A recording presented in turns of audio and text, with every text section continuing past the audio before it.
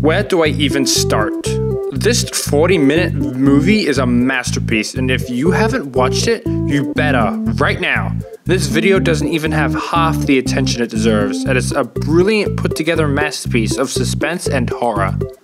This video is a deep dive into the lore to try to make sense of the obscure ending that KANE Pixels has made. Keep in mind this isn't the final piece of the story, as KANE has stated that the story isn't fully finished. But he most likely won't be able to get to it right now as he's busy on the Backrooms movie, which I'm super excited for. But I must stop myself before I nerd on weird stuff. Let's look into the oldest view, what the story is trying to convey, and what the ending means, and finally, what the Giant's intentions are. The video starts with a YouTuber that we have been following for quite some time, which from now on I'm gonna call him Wait. That's not how you pronounce his name, but I don't care. He expresses his want to re-enter the mysterious hole that he found in the previous video. He sets up trail cams down the staircase and at the entrance, but the only motion pictures he got were deers, moving grass, and pretty much nothing substantial. After a few days, Waits decides to return to the location and head down the mile-long staircase. The first thing he notices is some lights have burst going down the stairs, but he nods that off and continues down. As he walks down, he explains that he has done some outside research into the hole, and found that the area surrounding it is owned partially by a mining company and the rest by a single family. He also notes the smell of cut grass of a cornfield, just like the previous video. He comes across a gate which he must open to enter the mall, and as he opens it, it makes a lot more noise than expected. Nonetheless, he continues on. Immediately after entering, we see a pattern of an art gallery, starting with this ad of the Midtown Art Walk. This poster, along with the ad of the gallery, includes an address and phone number. This is an actual art gallery in an actual place, and this is an actual ad. Now, this mall was actually closed down a long time ago and fully demolished recently. So was it doing up almost fully operational here? If we look at the time of the video's events with the date of the trail cam footage on 5/21/2023, the mall at this point is a pile of garbage. It was almost recently fully demolished. Clarice, here it is, the mall. It's officially a pile of rubble. It's hard to believe that it was 4 years ago this month that I stood here to report on the start of the demolition. While there have been challenges, the developer says he doesn't want to focus on the past, but instead look to the future. But we also get this sign expressing that the mall is going through some real development. And considering the mall is starting to be demolished in 2017, this is probably a captured moment where the mall is about to close and the art exhibits are still open. This could be a transition period for the mall, just on the threshold of taking down the mall. In fact, that's exactly what the word liminal means. Just saying. But moving beyond that, we see another ad for one of the art exhibits in the mall, being a puppet. It seems like another artwork, but like 20 seconds later. This big boy is credited as the Julian Reverchon Giant, made by Kevin Obregon. A real art piece in real life, which justifiably freaks out our main protagonist. This figure has already made a small appearance in the liminal space community a while ago with this image. It is confirmed that this image gave inspiration to KANE Pixel to make this video. But who is Julien Reverchon? Well, a quick Google search shows the story of a French botanist who displayed an interest of the natural world. He was known for collecting plants and flowers and making herbariums, which are basically fossilified remains of plants. Examples are found on the album covers for the music that KANE has made for this series. This image can also be found right before we meet the statue itself on this rotating ad. But enough plant talk, this mall is just turned on. Far behind our protagonist, we see music and lights slowly spreading across the mall, creeping to the protagonist, and he, acceptably, freaks out. Who or what has turned on the mall? In a very quick and good decision, Waits travels back to the staircase he entered through to return home. Oh my god. We're done. We're out.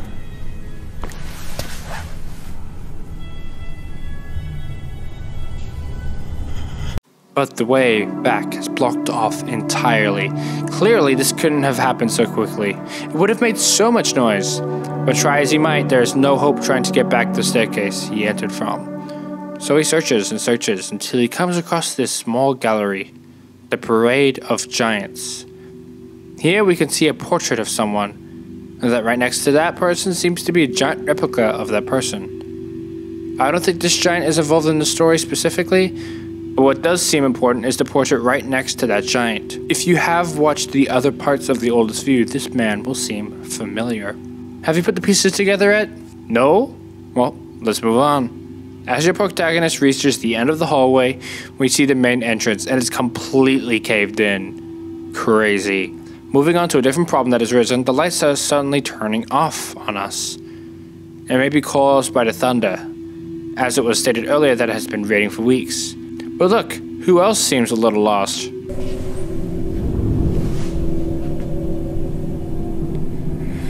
Coming around the corner, the statue disappears. This is clearly an attempt to scare our protagonist, but why? Continuing our search on the mall, we see graffiti on the wall, giving us more evidence that this has happened right before the mall got shut down. As the protagonist walks up to a nearby store, we can see nature taking over the store. When we hear some screeching noises coming from afar,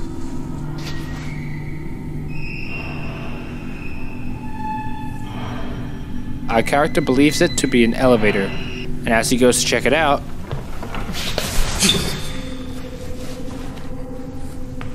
this horrifying creature gives chase and follows Wait around the shopping mall. It is clearly trying to scare it, but it could have attacked earlier. Why is it trying to attack now?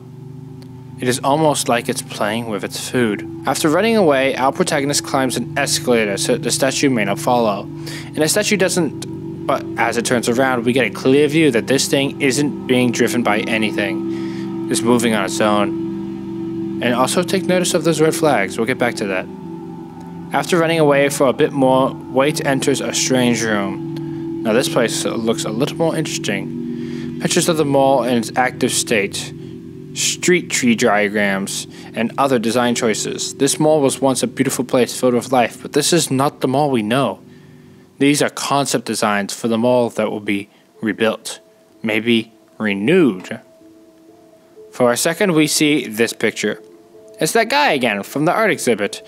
And the flags? What are they doing here? And also a map with an exit.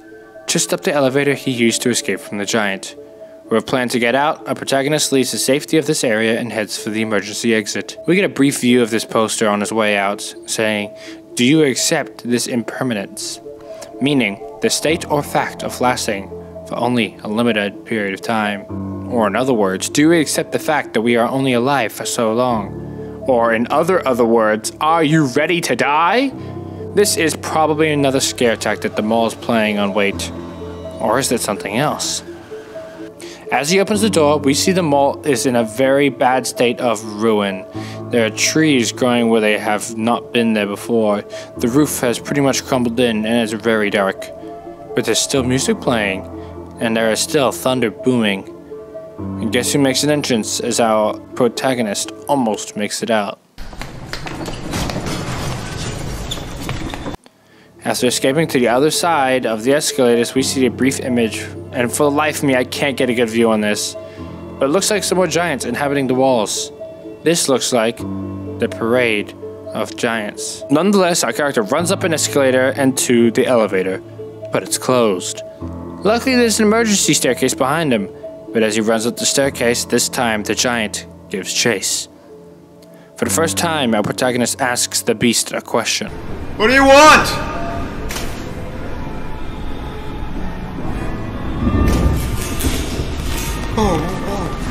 Did you see that? What is this? Dead horses and people? What is a giant trying to tell us of this? Before we can think too much into it, this happens.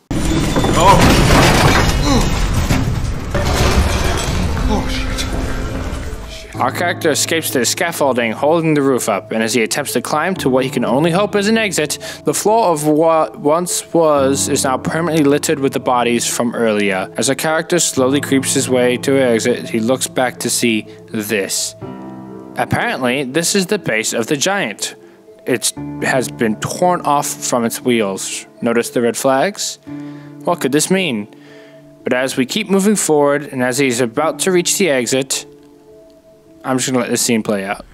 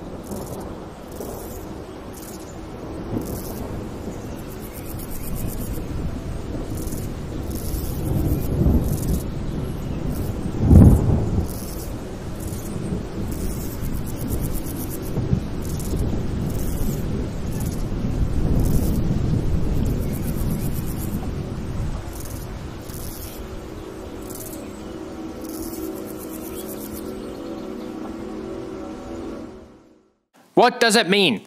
The end shows our protagonist, who has just fallen to his presumed death with the fresh blood on the ground. The environment goes black and white except for the color green, just like the first episode, and we get a decapitated head of the giant staring into the soulless body of our protagonist. Let's go over the questions we have. What did the giant want? Who collapsed the exit? What's with the concept of nature being everywhere? What's next? And finally, how in the world is there a mall down there? Assuming there's no other exits, how is that fully functioning mall 1 mile underground? This must be a dream, right? Yeah, no one likes dream theory, but look at this comment KANE Pixels liked. It's very interesting that these things are modeled after real things and people, though they are insignificant to most people. I mean, the info regarding the mall and the giant is sparse. I'd have to imagine the mall is a special nostalgia for many people, and I bet giant Julian gave many children nightmares. Is this a nightmare? No. It's clear that this is a real statue from real life, but our character doesn't seem to recognize the mall or its statue, constantly referencing how he is reading that this is from Dallas, which he should have known if he had seen this all before. Valley View Center. Is that the name? Why is this, which is so similar to real things, recreated in his head if he has never seen it? This rules out dream theory. So the events are obviously supernatural. I believe that the Parade of Giants is the cause of all of this. Let's do some research, shall we?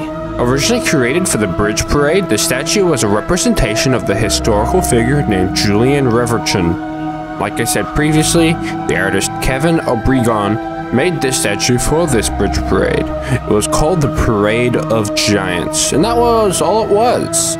It's the story of a guy who was a French botanist who taught botany to the world. Now notice that face. Those dark circles typical of being sleepy? Keep that in mind as we revisit the first oldest view video. We see a man with a similar only green filter picking flowers, walking around and writing in his book. This most likely is Julian Reverchon himself. We even hear the thunder surrounding this man. The same thunder that is connected with the rolling giant statue. After the scene concludes with the camera panning up, we get a montage with the cardboard figure being made. Clearly made by a normally colored man. But what's that? Is he holding flowers? And as we pan out, we can see the progress of the mask. It's the giant himself. We are watching the giant being made. But why the creepy imagery? Why is it so ritualistic? The song playing in the background is called When Swallows Homeward Fly, made in 1849. It's about a man wishing for birds to come back after they fly home. But anyways, what's important is the video title. It's named Renewal. Renewal of what? Yes, the mall being renewed is a possible conclusion, but the mall isn't in the trailer. Julian is. Renewal could also be some type of terminology, the reincarnation of Julian Reverchon in the giant statue. But something I want to touch base on before moving on is the concept of the closure of a mall. It's in this teaser image. What's next after demolition? There's something we're quite clearly not getting the full picture of. The statue could have attacked him at any time, multiple times throughout the series, but it chose not to earlier. Heck, it can apparently rip itself off its own constraints. So what is the giant trying to convey? What does he want? I do think the messaging behind the dead people and the horses is an intentional communication from the giant himself. But dead humans can mean anything. Why horses? Throughout my research behind the rolling giant, never has there been anything related to horses. But a quick Google search on the symbolization of a dead horse brings the concept of something becoming useless. So what is the giant is saying is useless? Well, can you tell me what the giant is doing after Wait asks what he wants? What do you want?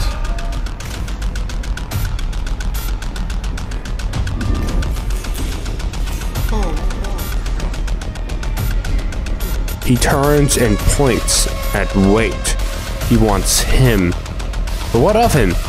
Let's go back to the very start of the video. Advice, and I was able to get a couple of trail cameras from my old botany professor. His old botany teacher?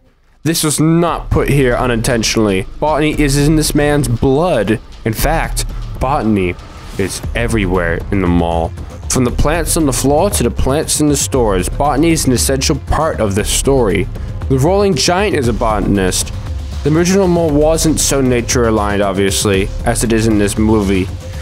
This is an adjusted version of the mall, to show more of these plant-related things, almost if it wants to see Wait's reaction to it. This is one of the first things Wait sees as he enters the mall. Can you name 8 vegetables? That's a little bit... I mean, broccoli, banana... is a banana a vegetable? Nonetheless, this is a test to truly see if anyone comes down here is truly a botanist. And even if Wait was one, why doesn't he answer the test? No, I think it's because Wait was busy dealing with other things, like trying not to starve to death in an abandoned mall a mile underground. Either way, the mall is testing him, even to the point of its smell. It smells like cut grass smell that I mentioned. It's cornfield kind of smell. What does the mall and therefore the giant gain from the knowledge of if White is a botanist? Well, remember what the giant wants? He wants Wait. The body surrounding him? As useless as a dead horse. But Wait's body, he is a botanist. He is useful. He wants Wait. He wants Wait's body. This is a story about possession. But by who? Well, by Julian Reverchon, of course, the master botanist. But he's dead since 1905. Not so fast. Even though he's died, his presence isn't gone. Remember, his teaching spread far into Dallas, Texas. He was a teacher. He was an expert. His teachings may not have been completed. His study into plants not yet done. He might need to do more research. And someone was eager to let him continue. Kevin Obregon, the creator of the giant itself, has a song playing in the background in the first oldest view video about wanting for birds to come back. Kevin Obregon wants Julian Reverchon to come back. So he does a ritual, most likely pertaining to the flower that we see so much for in these series. The same flower that Julius picks up during the first ever scene. The same flower that's in the trail cams. The same flower that's on display in the mall. And the same flower that our main protagonist is laid upon during the final scene in the movie. It's most likely a ritual to bring back Julian Reverchon. But where? The demolished mall. The resting memory of Julian Reverchon's giant. The mall was the last place the giant was, and it got demolished with the rest of the mall when it started getting demolished. This flower must have some sort of supernatural power to make this mall come to life underground. And that mall represents the coffin of Julian Reverchon, buried among his flowers that he studied. And does the ritual succeed? Well, White was a botanist, and after being deemed worthy of being one by the statue, he is sacrificed and laid to rest on the flowers to be possessed. And does it work? Well, we do see the filter of the only green filter fade in, meaning it most likely worked. Julian Reverchon is now in control of White's body. The entire movie makes sense now. Renewal of what? Renewal of Julian Reverchon. To live again and teach the wonders of botany. What does the giant want? Wait's body. And why is the tunnel blocked in? Well, this is actually pretty difficult. The mall might have done it to keep Wait in to test if he truly was worthy of being a botanist. Or maybe it was the mining company that was referenced in the first part of this video who owns part of this land and forces Julian Reverchon to take a chance that Wait may indeed be a botanist. And it would have succeeded. And finally, what's next? Well, Julian Reverchon was not the only giant in the parade of giants. This scene when he's running away from Julian Reverchon for the final time may be them watching the ritual. If they are the giants, that is. They made host too, and Julian Reverchon's new body might be able to help put it together. So that's it. But we have a few mysteries to solve still. What about the flags? What about this dismembered head? And most likely, the title. The title makes no sense. The oldest view? The oldest view of what? Either way, this project is a brilliantly made movie made by KANE Pixels. Hey guys, one more thing before I leave is I hope you guys can like and subscribe.